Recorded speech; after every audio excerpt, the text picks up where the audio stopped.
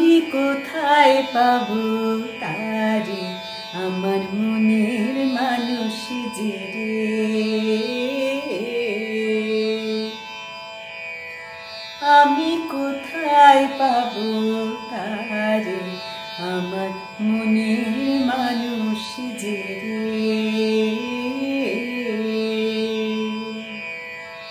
গগন হরকরার এই গান আমাদের রবি ঠাকুরকে ভীষণভাবে আকৃষ্ট করেছিল। এই গানের সুরে অনুপ্রাণিত হয়ে তিনি সৃষ্টি করেছিলেন এক কালজয়ী গানের, যা পরবর্তীকালে একটি দেশের জাতীয় সঙ্গীতের মর্যাদা লাভ করেছিল। আজ জানা অজানায় রবি ঠাকুরের এই পর্বে আমরা শুনব সেই গানেরই ইতিকথা।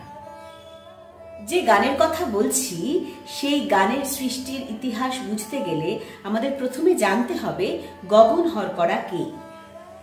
গগন হরকরা বা গগনচন্দ্র দাস ছিলেন বাংলাদেশের একজন বাউল গীতিকার এবং লোকসঙ্গীত শিল্পী। পেশাগত দিক থেকে তিনি ছিলেন একজন ডাক হরকরা, আবার কৃষিকাজ করেও তিনি জীবিকা নির্বাহ করতেন। এই গগন হরকরার জন্ম হয়েছিল অধুনা বাংলাদেশের শিলাইদহের কসবার গোবরাখালী গ্রামে।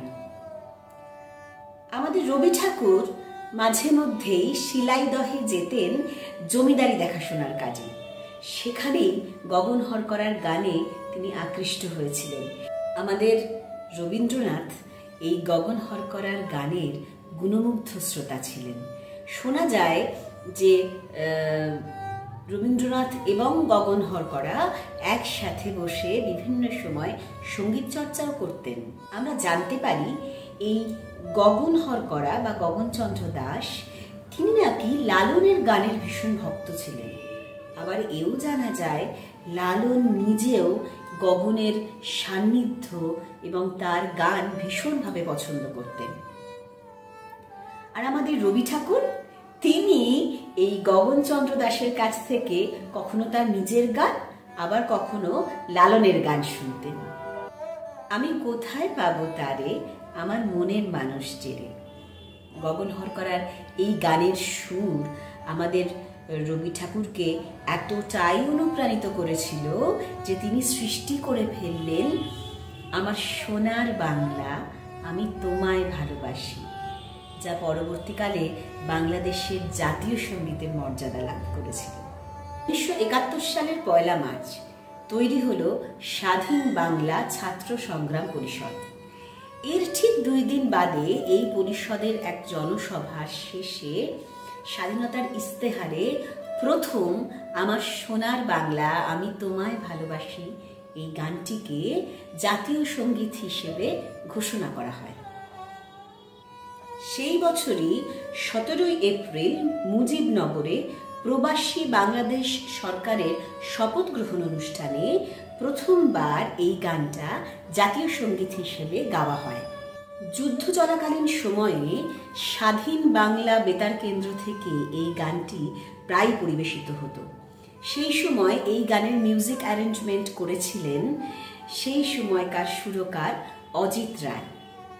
1972 সালের 13 জানুয়ারি বাংলাদেশ মন্ত্রিসভার প্রথম আনুষ্ঠানিক বৈঠকে এই গানটির প্রথম 10টি পংক্তিকে গণপ্রজাতন্ত্রী বাংলাদেশের জাতীয় সঙ্গীত হিসাবে নির্বাচিত করা হয়। আমাদের গুরুদেব গানটা রচনা করেছিলেন বঙ্গভঙ্গ আন্দোলনের পরিপ্রেক্ষিতে। গানটার পাণ্ডুলিপি না পাওয়ার জন্য এর সঠিক রচনার সময়টা আমরা জানতে পারি না, তবে এর স্বরলিপিকার ছিলেন ইন্দিরা দেবী। 1905 সালের 7 আগস্ট বঙ্গভঙ্গের প্রতিবাদে কলকাতার টাউন হলে একটি সভা অনুষ্ঠিত হয়। সেই সভা উপলক্ষে আমার সোনার বাংলা গানটি প্রথমবার বাউল সুরে গাওয়া হয়।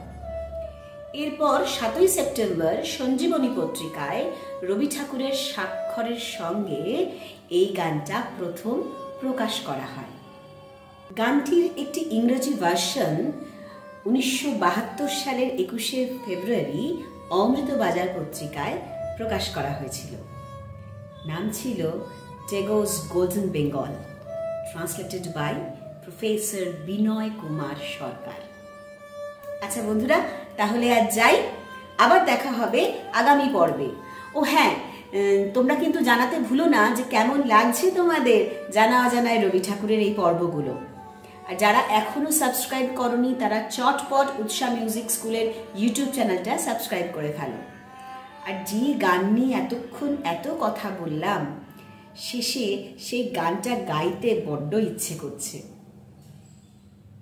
চিরদিন তোমার আকাশ, চিরদিন তোমার আকাশ, তোমার বাতাস আমার প্রাণে,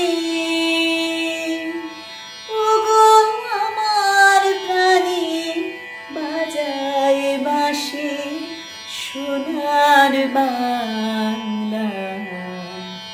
আমি তোমায় ভালোবাসি, আমার সোনার বাংলা।